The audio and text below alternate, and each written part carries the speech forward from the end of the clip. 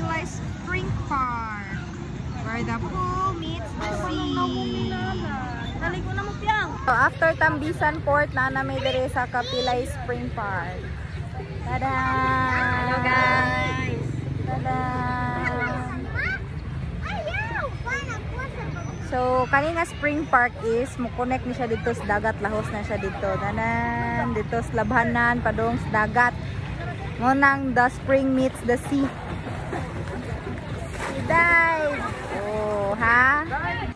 So, humana mo ligo-ligo dito sa dagat no, nilahos mi dinhi sa Spring Park.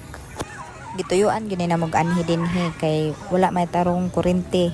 Bisa amo karon, sige magka-brown out. So meaning ana wala pod mi tarong tubig, po mi supply nga tubig tarong. So nanganhi na lang mi dinhi para anhin na lang sa mi mga hinahon sa mga among dagat sa amo ang kalawasan no, basi na mga nasuksok nga balas dinhi sa mga buganan. So kani nga Spring Park flowing gini siya, padung ni siya dito sa Baybay.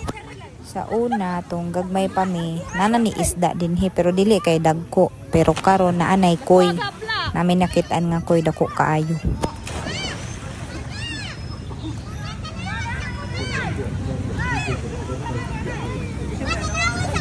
Lalo magutong ni NN. Yeah, ang tripping na mo ani kay ang layat mi dinhi sa pikas na side nga magunanay mi og langoy padung dito sa pikas pud nga side. Nya padung pud balik dinhi. Apasanay gihapon mi. Naulahi ang taga Cebu.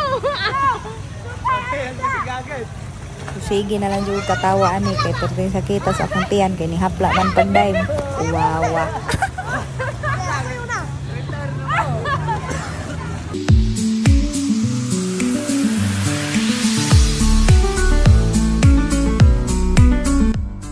So, maura to, laan niya mo din sa Kapilay Spring Park. Tabang ra ang water. Bye!